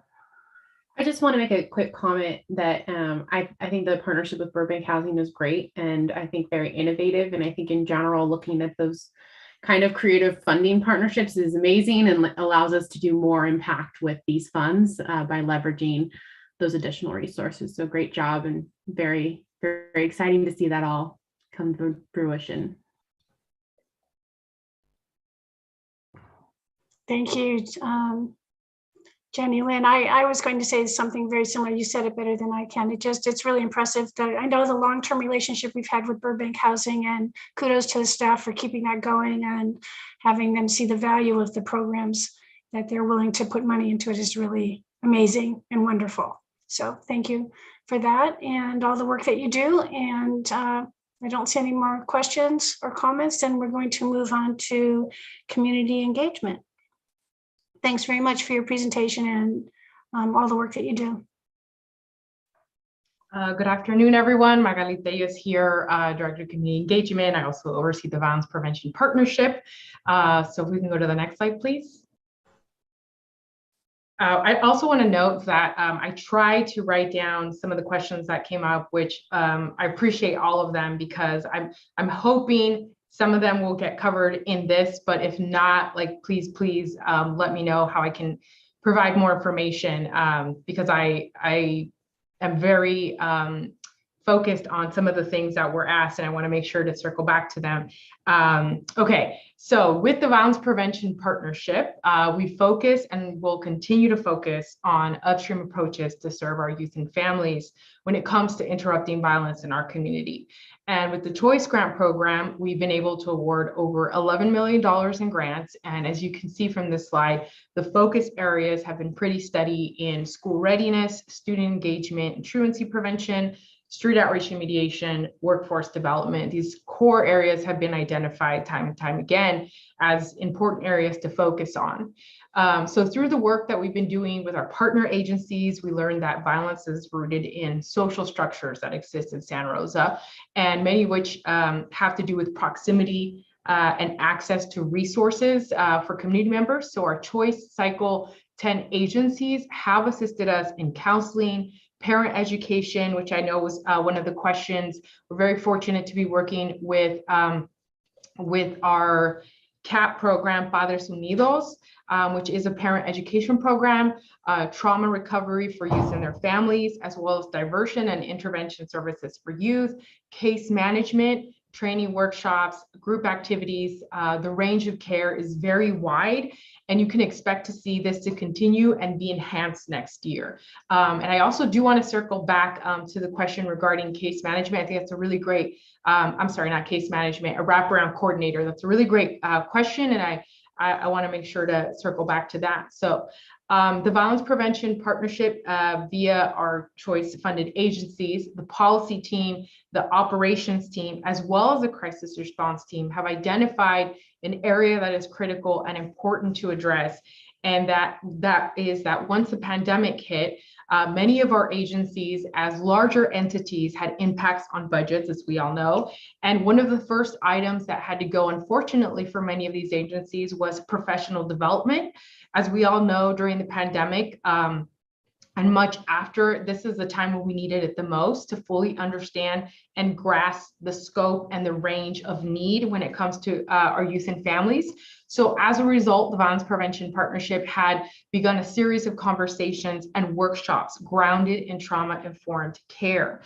Since the summer of 2020, as a collective community, we all changed, and we learned that we needed to show up better as an institution and with a stronger understanding of where our youth and families find themselves, as well as to address our own trauma as service providers and our agency partners. So many of our boots on the ground folks are people of color, and we needed language to be able to help ourselves as caregivers so that we could show up better for community, the community that we serve, and on a day-to-day basis. So we have received and continue to receive positive feedback on the dire need for trauma-informed language and practices. So I can definitely talk more about like why this is important anecdotally. And, you know, we are also collecting surveys on the direct service providers that we work with. This is a very specific need, and it's really important for us to all have some collective language around you know, how we work with our youth and families. So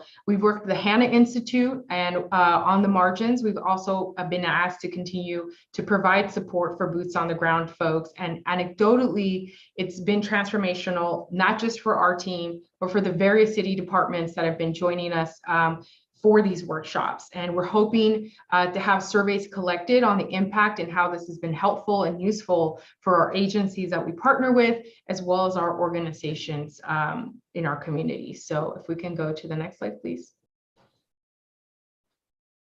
So in addition to some of the items on this slide, one of the goals we had as a department when I started this position was to make sure that the community saw our team not only collaborate with our partner agencies and across city departments, but to make sure that we utilize the incredible wealth and knowledge of the members of the violence prevention team, so staff.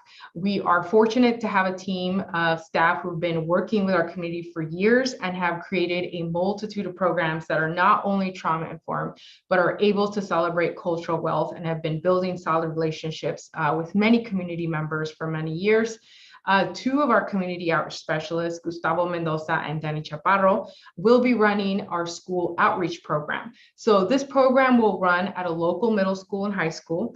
The program was born from the continuous need that we were hearing from schools, from administrators, and seeing that, you know, we are experiencing and have been experiencing since the pandemic an uptick in violence at schools, coupled with many of the negative impacts of sheltering in place, like learning loss and lack of access to resources once sheltered in place.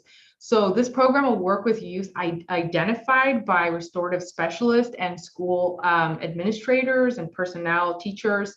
Our staff are using, again, trauma-informed principles, and they're going to run a 12-week program to help youth with stress management, anger management, as well as to serve as a bridge to our GPS, which is Guiding People Successfully Wraparound Coordinator, Irma Cuevas. So they're going to continue to help us identify youth and families who may need mental health support. Maybe their family is experiencing the need for rental assistance, or they need to get connected to childcare programs. Maybe they lost their childcare, they need to get access to childcare.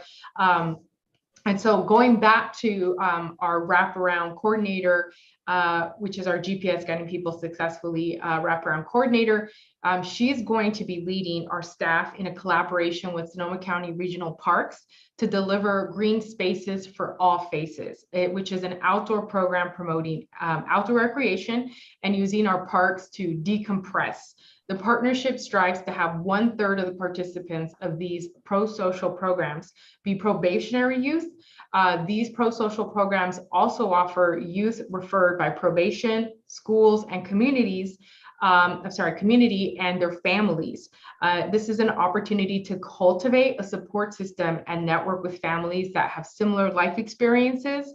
This opportunity to meet other families and parents with similar life experience reinforces family and community connectedness. We're also going to be building out and deploying the Mary Lou program, which as some of you may know, and thank you all who were able to come out on March 26th for the reveal of the Mary Lou, which is our retired lowrider patrol car that we are going to be using for several different engagement activities. So once we launch and develop the program, it'll be centered around the principles that create and establish a sense of belonging for youth and families via a series of engagement opportunities and speaker series, and we'll have more to come on this. Our listening sessions will be continuing on. One opportunity that I wanted to highlight, which will be coming on April 30th from 10 a.m. to 11 a.m. at the Finley Auditorium. Our new city manager, Marquisha Smith, will be available for an in-person question and answer where we are trying to identify what the community priorities are directly from the community. We are especially trying to listen, our team is, as any impacts that mention, youth and families or programs that community members would like to see. On May 21st from 10 a.m. to 2 p.m., the Violence Prevention Partnership, as well as the other Measure O departments represented here, will be hosting the Wildfire Ready program. This will be an opportunity for us to merge all the services and resources from not just this group, but our mental health and wellness providers who are ever so present when emergency situations arise. And I did want to circle back also to Member Hinnett asked a very good question around what are gang prevention strategies? And we realize that we are competing with what gangs offer, and that's on a very basic level, a sense of family, belonging, and community. This year, we'll also be very focused on connecting youth to pro-social activities, direct items like tattoo removal programs, identifying agencies who will provide livable wages, and identifying employment agencies for folks who have been formerly incarcerated, as well as creating spaces to celebrate cultural wealth, which has been highlighted over and over, not just in all of our meetings that we've attended recently, but through our partner agencies and also documented in surveys like the one that we recently launched a few months ago when we asked the community for feedback on sideshows. That was one of the prominent themes.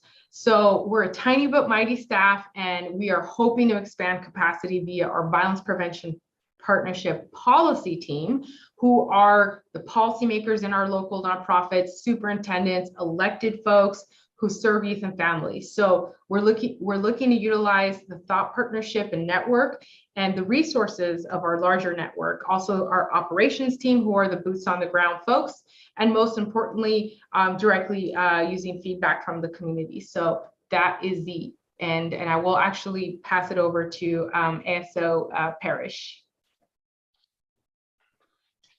Thank you so much, Kelly. So on this slide, what you get is an overview, which is somewhat deceiving.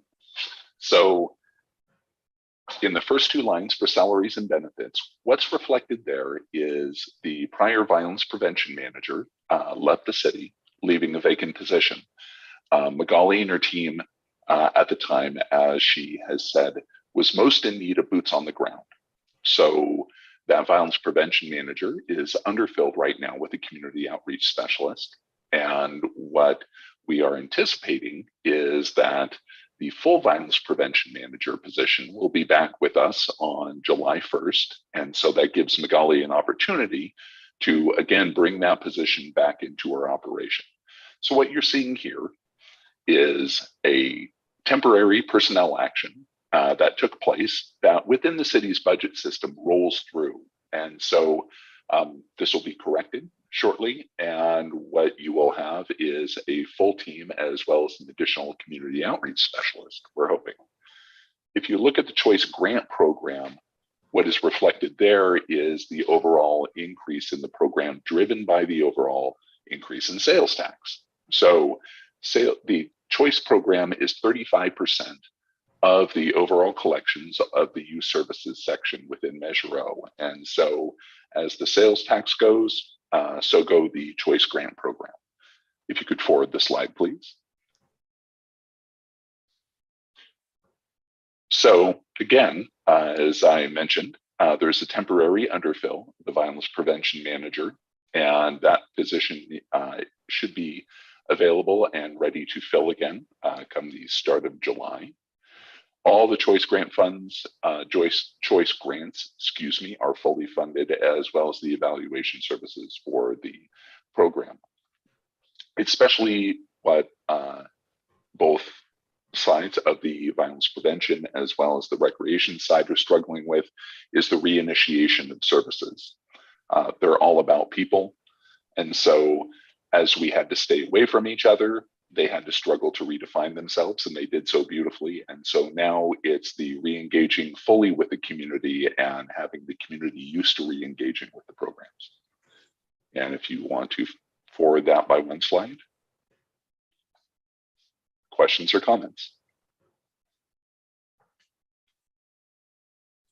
So I do have a question. It's in regards to, we talk about prevention and things of that nature. And I know sometimes we always think about programming. And I know we've been through a lot of rough times in the last few years. And so I want to, find out if there's anything that incorporates the whole family in recreation. And I remember we used to have, I think Jeff mentioned the dances. So is there any other programming that gets the family being bonded together through recreation, maybe a family fun day where it's all about just having games and playing games and, beanbag toss, all that kind of stuff? Is there anything like that? With the after-school programs on the recreation side, there are family fun nights where they do engage the entire family in the activities that the kids normally take part in. And do you have it, because it says in the ordinance, it's in relation to neighborhoods that typically would have a higher, gang prevention, gangs.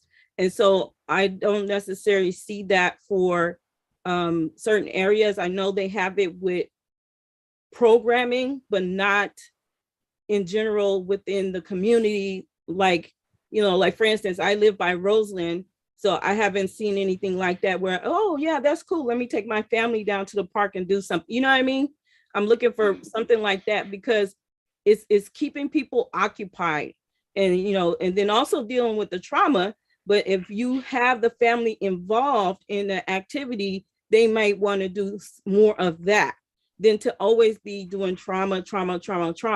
So that's what my question is. And I want to see if there's anything like that. Are you guys thinking about doing something like that in the future, where it's more maybe in the neighborhood, inviting the people in the neighborhood that may not necessarily need wraparound service? Yes, thank you for the question. And yes, so one of the things that we've started to do now that we have the opportunity to safely be, out, is to partner with some of our local agencies, because again, celebration of cultural wealth is a giant theme that we don't want to ignore. And just celebration in general, right? That's the piece that we've been missing throughout the pandemic. So we do have some things in the works that are expanding our capacity with partnering with different organizations. We're going to bring back the Violence Prevention Awareness Series. Many of those have to do with, holding them in community with families, inviting families. We have a couple of things coming up that we haven't necessarily advertised quite yet, but the Wildfire Ready series, I know is like, it is kind of one of those programs where you're going and you're getting a lot of information, but you're also trying to get resources for trauma. But we will have engaging opportunities for youth, right? And we will be working with both the chiefs to look at when we're looking at recruitment, like how, for agencies, like how do we start with our community members here through engagement? So we are looking at doing both. I don't want to overpromise because I feel like I haven't officially titled some of the projects that we have happening, but through the Office of Community Engagement, we do also have a fund, which is the DEIB Spaces, which we are working on creating language around how community members can apply to that funding. And that is just that, is how do we celebrate culture with family, with youth, creating those spaces. And then with some of the funding that we identified, we're not necessarily going to do a full mini grant program in the way that it's been seen before, but we want to make sure some of that funding does go to address some of the very specific things like the tattoo removal or pro-social activities for youth. So I hope that kind of answered your question. A little bit. And I'll touch on the recreation side of it, and I'll say vice chair minor, so I can also get in on the game of fancy titles. I appreciate you bringing that up. It is absolutely something that's on my radar. Certainly it's a component of Measure O and what we're doing with Measure O, but I would take it a step further and say that that's something that I'm looking and evaluating as far as the City of Santa Rosa Recreation Division. There has been quite a period of time now where we've stepped back on some of that stuff across the board for a number of different reasons, usually tied to budgetary restrictions. But that is certainly a very big priority for me to get recreation more into engaging back to some of the type of programming that we've historically done, that there's been a gap of over the last decade or so where we've lost a lot of that type of programming. And as we build that back, making sure that we're doing it equitably across the city, utilizing Measure O as well. So while it's certainly a Measure O point, and I appreciate you bringing it up, in my mind, it's also a bigger citywide recreation. What is our role in the community and what we're doing, whether that's us putting on things or just our involvement in what's going on with the community. So this weekend, there's the Earth Day event in Courthouse Square. Recreation's putting on the family activities at that event for the kids and stuff. We haven't had a big role in that in the past, even though it's city organized. So where things are city organized, how do we get more engaged with the community? When it's not city, how are we, our connections? And, I know, I believe you've been involved with the MLK Day and Night Festival, where I used to be super heavily involved with that, with organizing the movie night and doing all that stuff on behalf of the city. And some of those connections and stuff have been lost over time as priorities have shifted. So there's a lot of work for us to do across the board in terms of just recreation and not just Measure O, but hopefully we'll see progress in that soon. It's certainly a goal of mine. Okay, thank you for that. You could just give me a call because in relation to that. Yep, absolutely.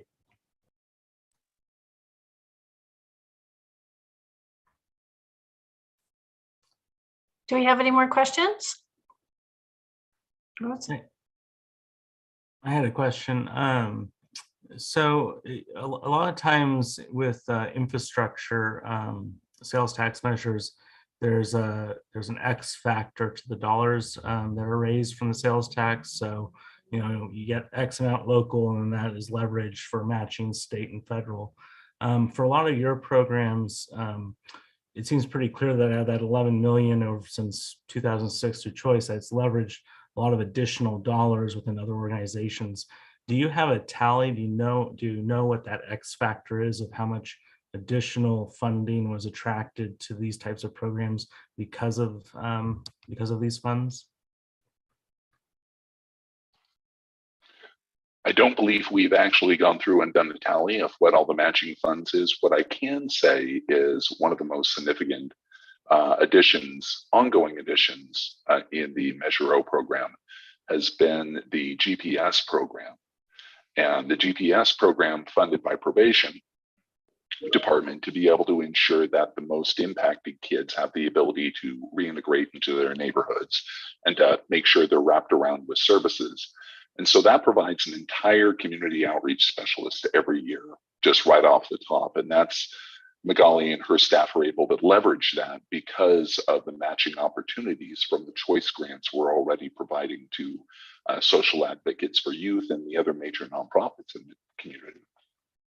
So I just want to add that percentage wise, our granted agencies, they have to match 50% and 25% of it could be in kind.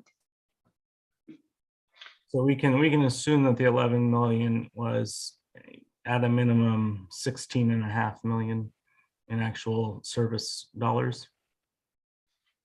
I'd say that's a reasonable estimate. Appreciate that. I want to dovetail a little bit off of Vice Chair Minor's question. A lot of the language in the ballot measure around the youth services does have geographic specification, and it seems like that lends to also needing to track certain social and economic factors within the neighborhoods.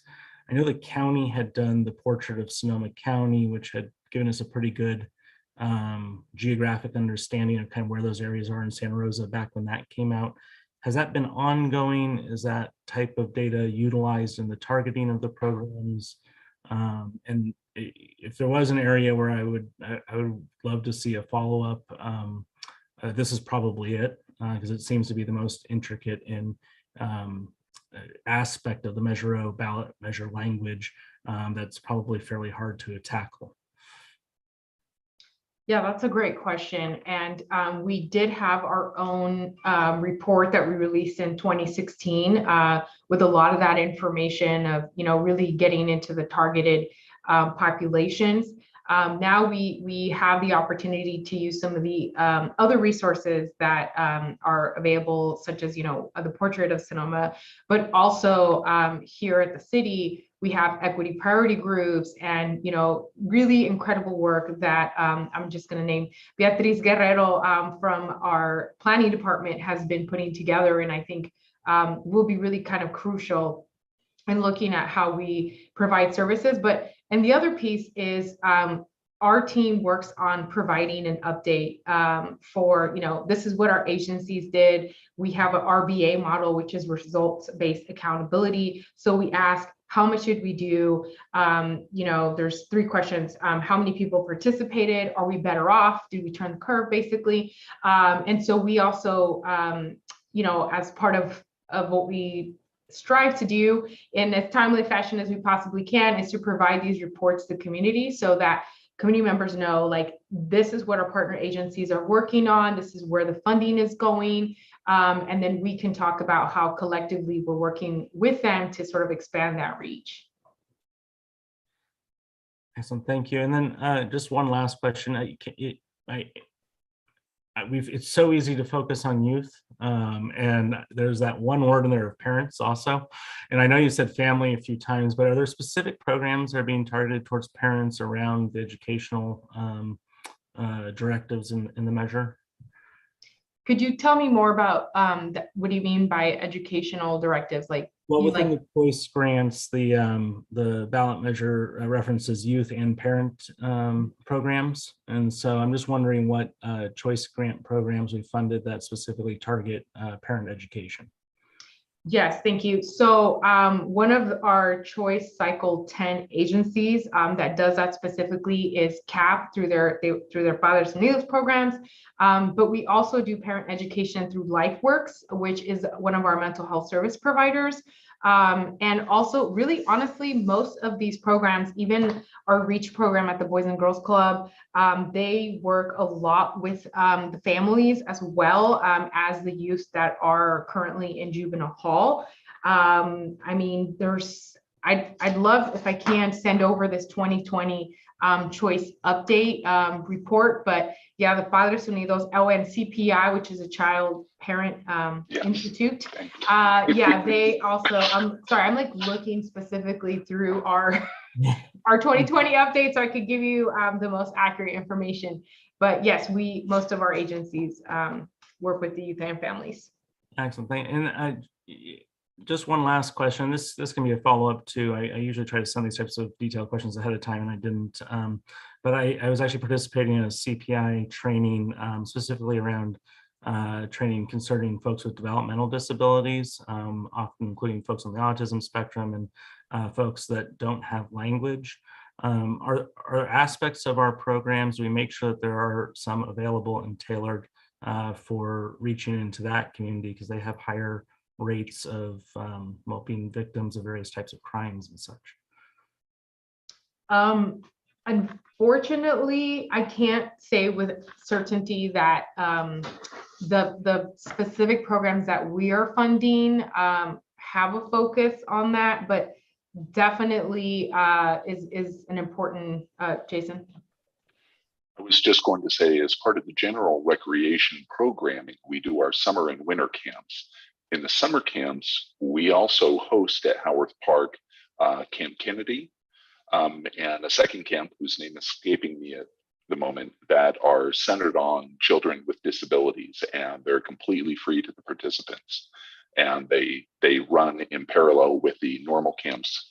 And so the activities are there for the kids. They have a very, very high level of focused staffing for them. Thank you. And maybe we can follow up offline about that. I apologize for not sending that ahead of time. So thank you for your presentation tonight.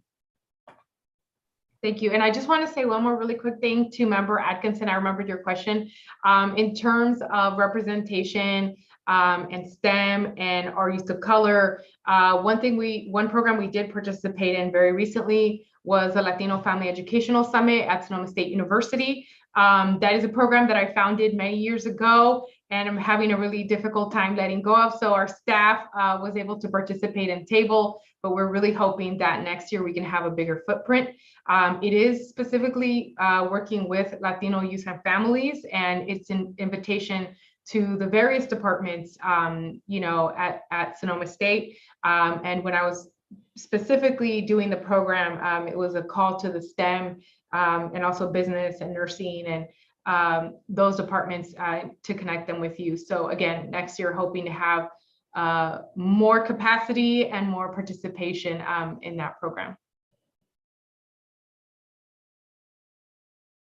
I do have another question in relation to what Nick was talking about. We was supposed to have the scorecard come out at the beginning of this year. So am I understanding that you're no longer going to do that? You're going to rely on other data? Is that the case, or is that something that's still going to be present? Because that, I believe that was funded out of Measure O. Yeah, thank you for that question. So we are looking at, my hope is to be really consistent, since Upstream Investments put together a really beautiful 2020 report and update. We're hoping to give folks the 2021 at some version or iteration of it, because we also want to make sure that we close out cycle 10 so that we can effectively tell the community, during this 2.5-year period, this is what our agencies were able to accomplish. This is how they supported the community. The more robust, I don't want to call it a report card. Why am I blanking right now? It was called the community scorecard. The scorecard. Thank you. The more robust scorecard, to be honest, we are trying to find ways financially to support that, just because some of the resources and services that we were counting on before on that end are not available anymore. So with our partners, because that is something that we want to get a third party so that the community knows, like, we're not making up our own numbers, like, there's sort of that accountability factor in there. So there will be a cycle 10 report out, but if we're having to consolidate efforts, I don't know if the 2021 report out will be as robust, but it is on our radar to do a scorecard given the opportunity that funding is available. Okay, because there were some pieces that's missing out of the portrait where the scorecard did pick up on. So I don't know, that's beneficial to Santa Rosa only. So I don't know, you might have to take a second look at that to make sure that the community is receiving the proper data to continue to work out their pieces in programming, because that was one of the data points I did use for, programming here in Santa Rosa. So I want to make sure that, it was told to us, oh, it's going to come out this year. And now you're saying there's not enough money to have that come out. So I want to make sure that the data that we receive as community is comprehensive. and the portrait doesn't hit all of the comprehension points. So I want to make sure that you guys keep that on your radar, because I'm going to be looking for that for the work that I do in the community. And I really appreciate that comment. And I also wanted to just mention that in its sort of larger, the totality of the scorecard, it was wonderful. There was great information there, but it was 80 pages. And also, which is necessary, right? But in terms of becoming accessible to community, that's also like a middle place that we want to get to, is like, if we're going to spend the funding on this, we want to make sure that as many community members are accessing it and understanding it. And it's a piece that will be used by many folks. So I just wanted to put that out there as well. Pictures are always good.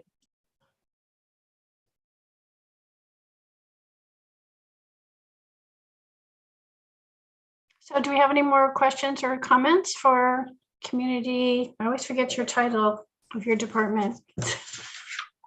We are the Office of Community Engagement and Violence Prevention Partnership. Thank you.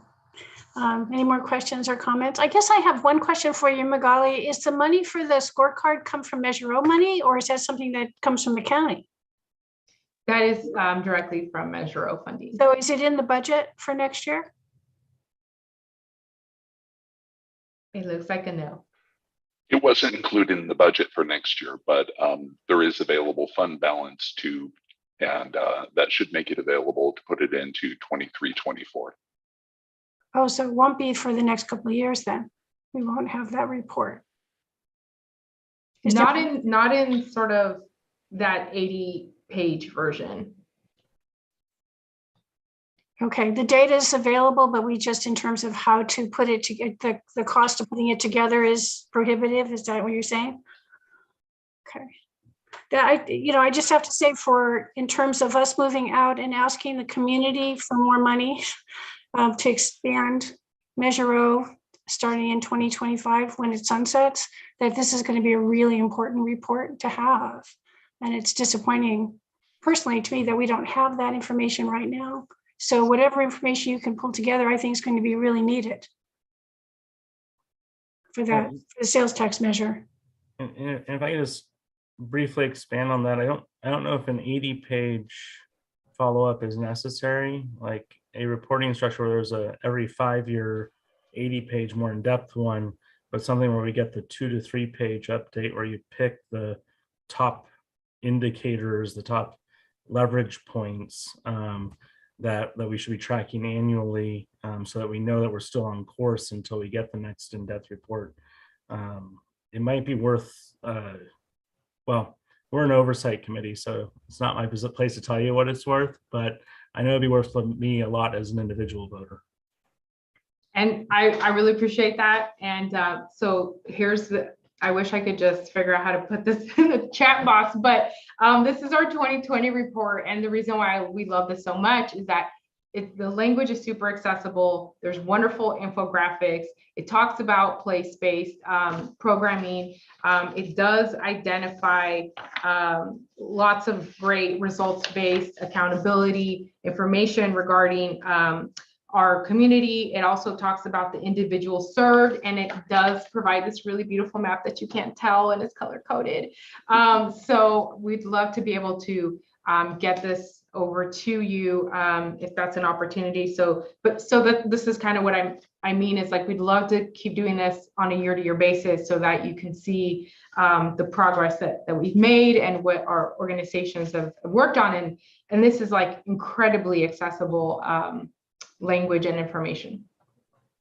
Okay, great. Yeah, I think it would be great if you would put that information. If you send it to me, I can get it out to everyone. So then now I have another follow-up question. So that report that you just showed us, is that something that you guys do internally? We have to pay for that just because unfortunately we don't have enough staff to support the work and to do the evaluation and to put the whole thing together. It's many, many hours. Okay. Thank you very much. Are there any more questions or follow-up comments? Well, then I think what we should do next is go on to public comments. Are there members of the public waiting to make comments?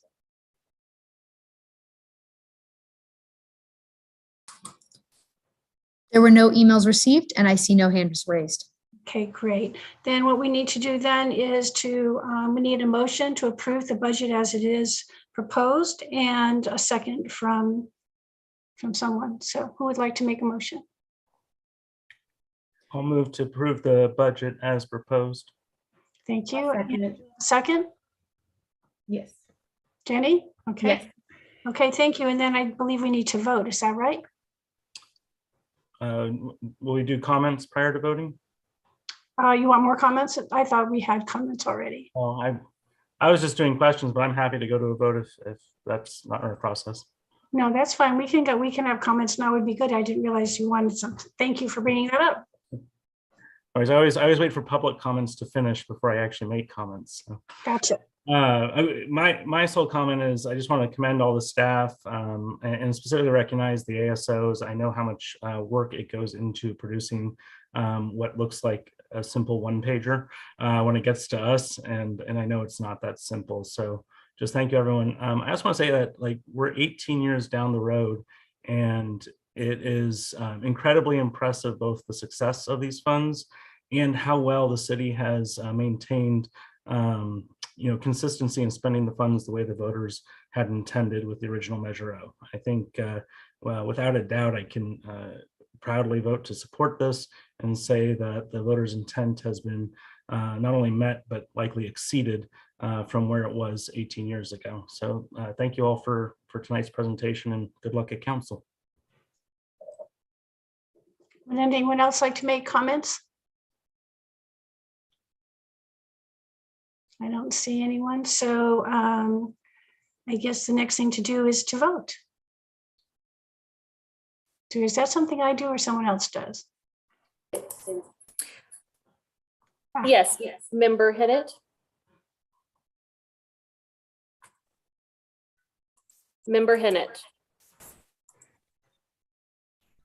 Member Holmes. Aye. Okay. Member Holmes. Approve.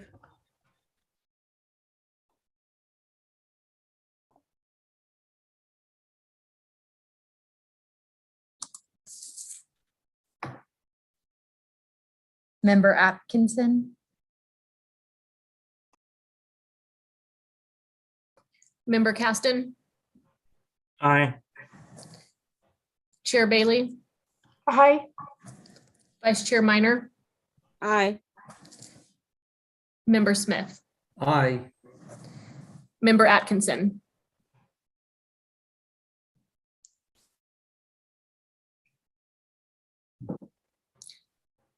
we couldn't hear you, but it looked like you said aye. Is that correct? That's correct. Thank you. Let the order reflect that all subcommittee members have approved the proposed budget. Great, thank you very much. And I want to thank all of the presenters and for their presentations, and the committee for all your interest and concern and study that you do before you get here. And thank you all for all you're doing, and all the work that's done is just remarkable in the community. I am 100% convinced we need to pass another sales tax measure so we can continue the great work that's been happening. So I guess it's time to close the meeting, and it's 5:58. We're 2 minutes early. I look forward to seeing you all, and I hope you enjoy the rain as much as I do. Thank you, everybody. Thank you.